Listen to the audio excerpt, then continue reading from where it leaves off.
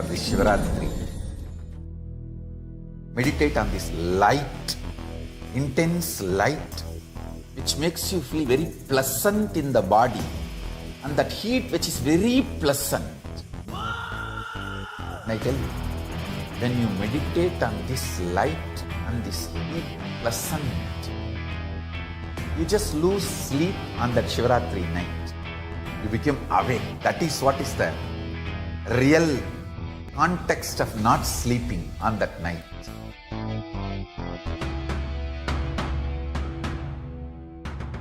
வான்வரையிலும் வளர்ந்த ஜோதி ரூபனே, தேன் சுவை தரும் தமிழின் தலைவனே, மான்மழுவினை ஏந்தி நிற்கும் ஐயனே, கைலாசம் தந்த நித்யானந்தனே. நித்யானந்தம் நித்யானந்தம் அண்ணாமலையே சிவரூபமாய் வீற்றிருக்கும் குரு நித்யானந்தமே. நித்யானந்தம் நித்யானந்தம் அண்ணாமலையே சிவரூபமாய் வீற்றிருக்கும் குரு நித்யானந்தமே. நித்யானந்தம் நித்யானந்தம் அண்ணாமலையே சிவரூபமாய் வீற்றிருக்கும் குரு நித்யானந்தமே. நித்யானந்தம் நித்யானந்தம் அண்ணாமலையே சிவரூபமாய் வீற்றிருக்கும் குரு நித்யானந்தமே.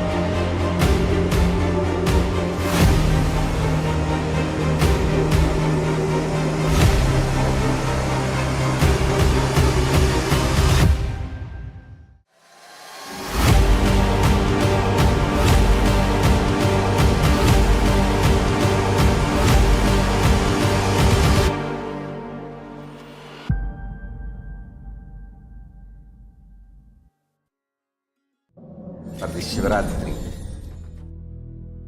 meditate on this light, intense light, which makes you feel very pleasant in the body, and that heat which is very pleasant.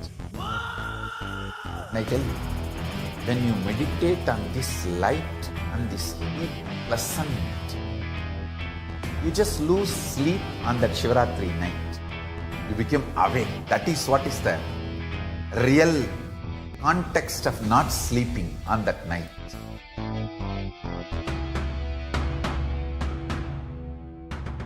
வான்வரையிலும் வளர்ந்த ஜோதி ரூபனே, தேன் சுவை தரும் தமிழின் தலைவனே, மான்மழுவினை ஏந்தி நிற்கும் ஐயனே, கைலாசம் தந்த நித்யானந்தனே. நித்யானந்தம் நித்யானந்தம் அண்ணாமலையே சிவரூபமாய் வீற்றிருக்கும் குரு நித்யானந்தமே. நித்யானந்தம் நித்யானந்தம் அண்ணாமலையே சிவரூபமாய் வீற்றிருக்கும் குரு நித்யானந்தமே. நித்யானந்தம் நித்யானந்தம் அண்ணாமலையே சிவரூபமாய் வீற்றிருக்கும் குரு நித்யானந்தமே. நித்யானந்தம் நித்யானந்தம் அண்ணாமலையே சிவரூபமாய் வீற்றிருக்கும் குரு நித்யானந்தமே.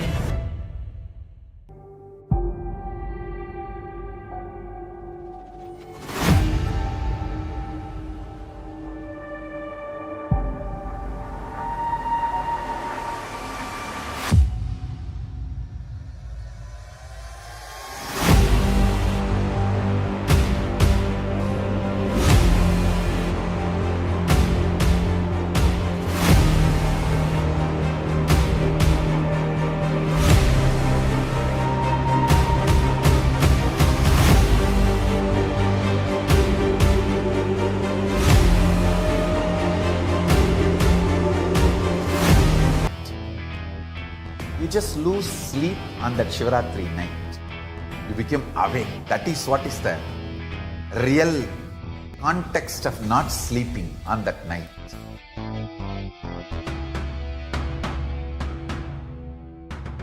வான்வரையிலும் வளர்ந்த ஜோதி ரூபனே, தேன் சுவை தரும் தமிழின் தலைவனே, மான்மழுவினை ஏந்தி நிற்கும் ஐயனே, கைலாசம் தந்த நித்யானந்தனே.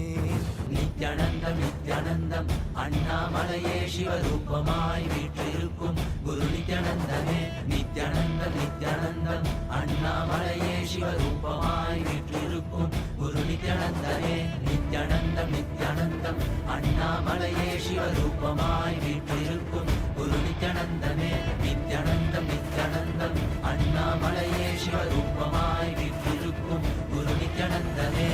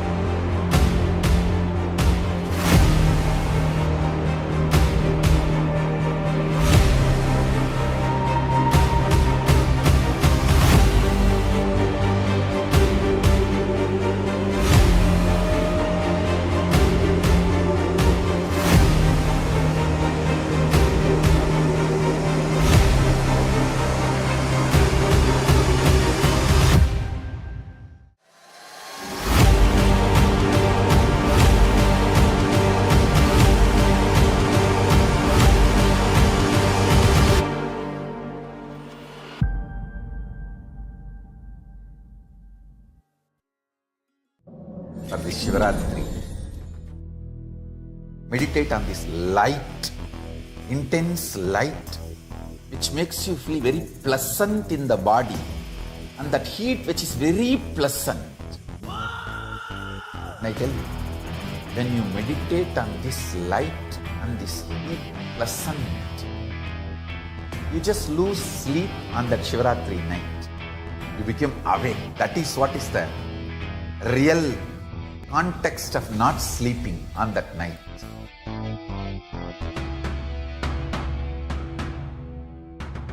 வான்வரையிலும் வளர்ந்த ஜோதி ரூபனே, தேன் சுவை தரும் தமிழின் தலைவனே, மான்மழுவினை ஏந்தி நிற்கும் ஐயனே, கைலாசம் தந்த நித்யானந்தனே.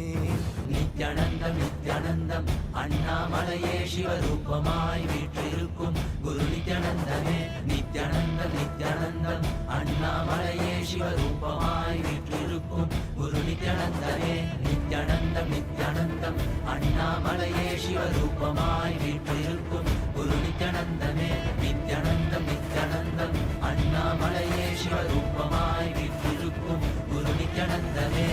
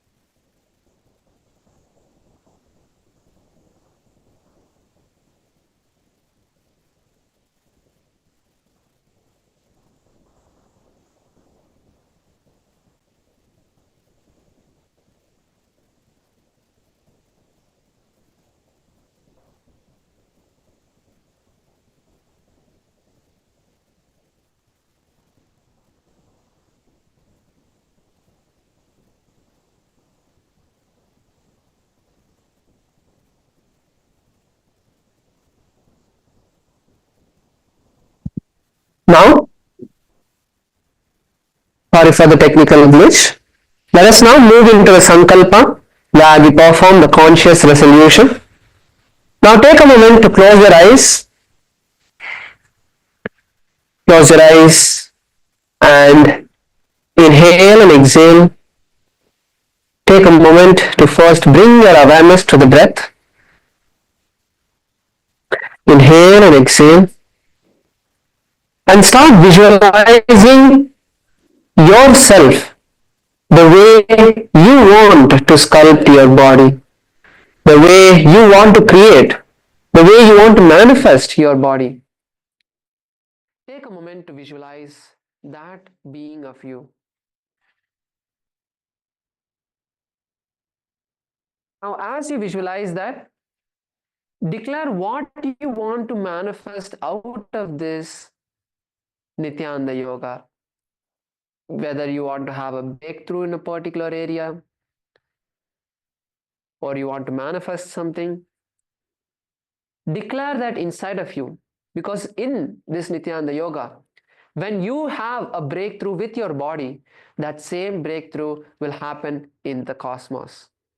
You will experience that same breakthrough in the cosmos, in your life. Now, with these declarations, let us now enter into the Sankalpa Mantra. Now place your right hand on your left palm and keep both your hands on your right thigh. And let's begin the Sankalpa Mantra.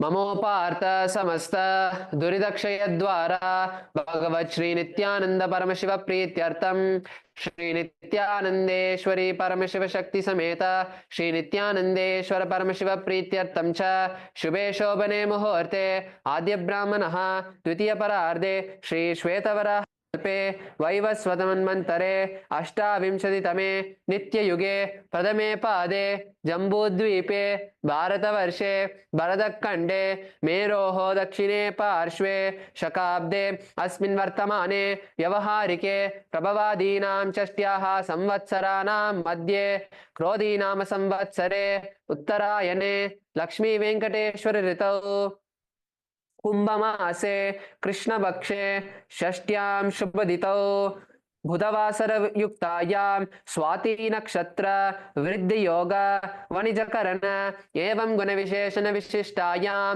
अस्यां शुभदितौ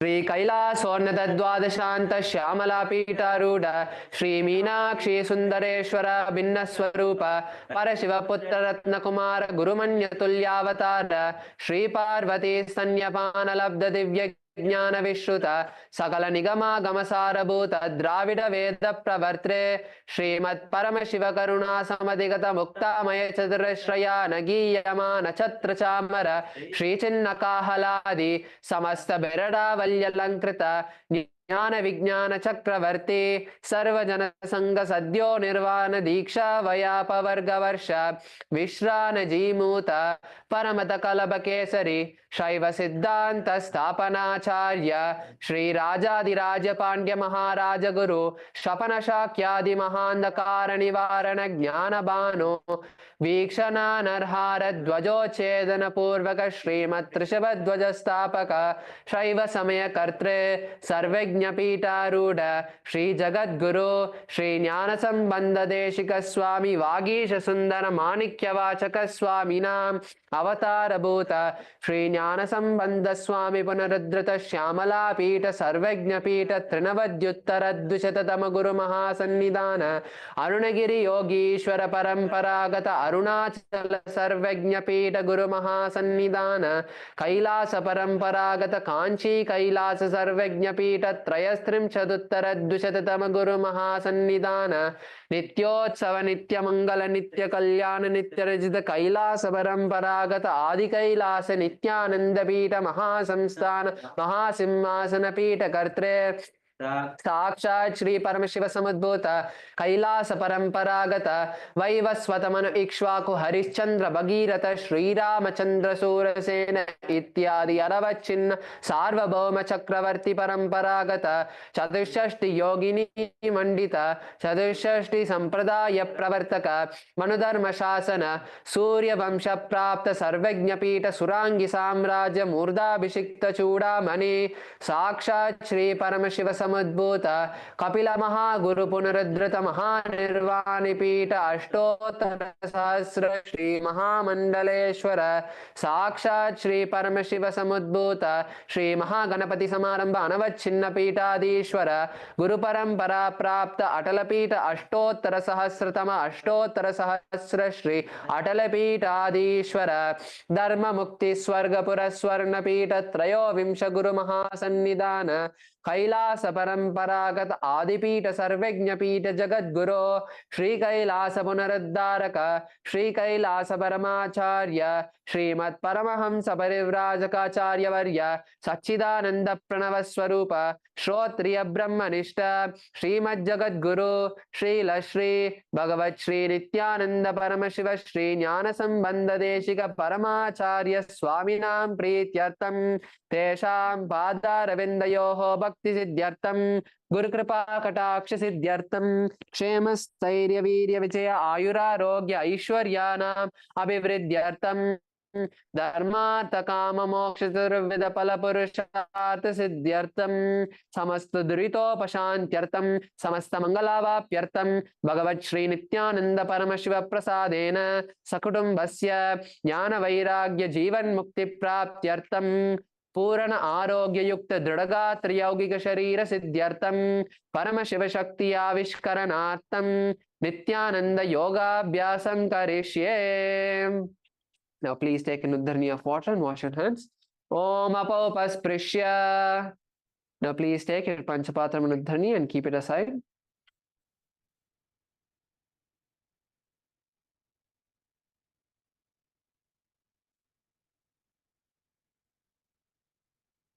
Let us now begin with the skeleton dance, requesting all the participants to please stand up. Let's all stand up on our mats.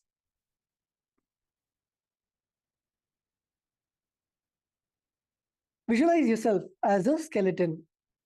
Just close your eyes. Just visualize yourself as a skeleton without any flesh, skin, muscles.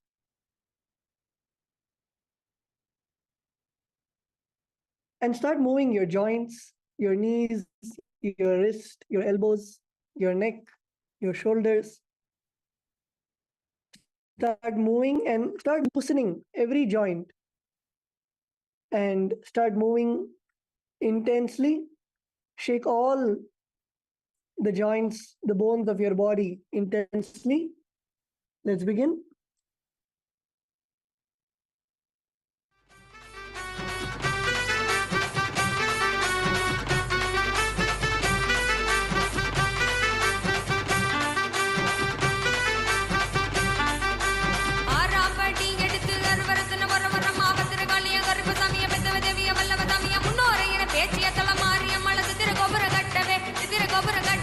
அலாம் பண்ணக்கு அழகு புப்புத்தி நித்யா வரல புஜலக்கி அலாம் பண்ணக்கு அழகு புப்புத்தி நித்யா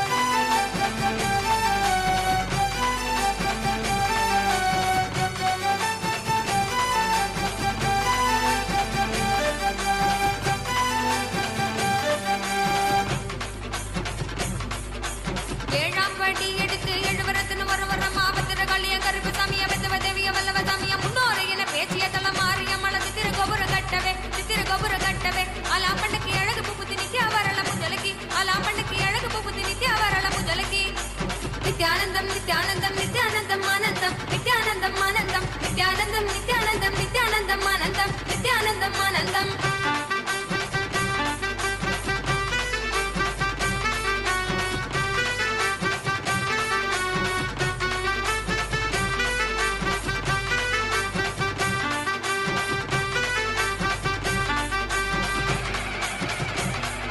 எட்டாம் படி எடுத்து எட்டு வரதன வரவரம் மாவத்தர காளிய கருப்ப சமய பதவதி வல்லவ சமய முன்னோர் என பேட்டிய தல மாரியம்மன் திரு கோபுர கட்டவே ஆலாப்பணிக்கு எனக்கு புகுதி அவரளவு ஜலகி அவரளவு ஜலகி.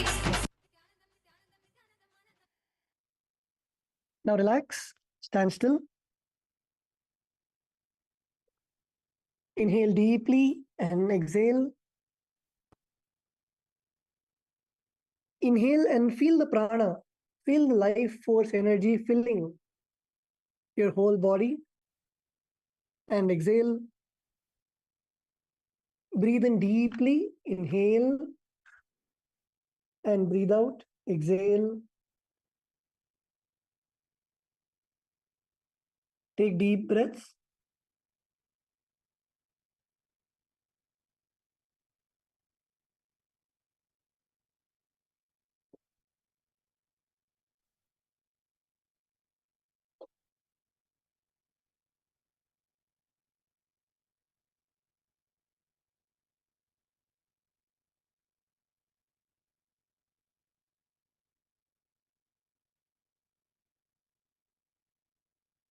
Yes, now you can slowly open your eyes and let's settle down in our yoga mats.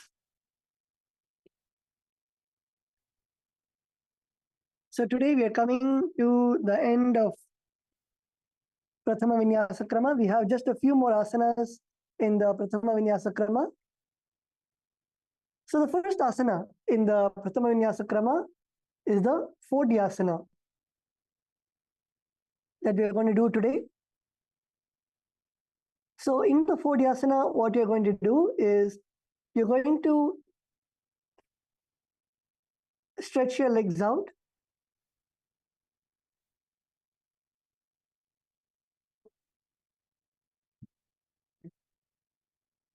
Slowly stretch your legs out. Now you're going to catch the ankles. Bend your knees, catch your ankles, and lift it as high as possible up to the air. Lift it as high as possible, and you should make your knees straight and touch the forehead to your knees. And keeping your legs as close as possible to the body and performing the Bhastrika Kumbhaka. This is the Fodhyasana.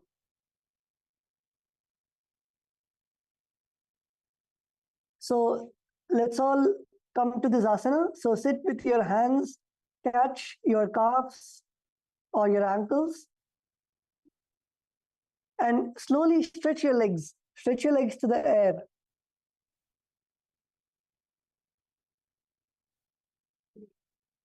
Stretch your legs to the air and slowly bring your head as close as possible to your knees. Make sure that your knees are straight. Make sure your knees are straight.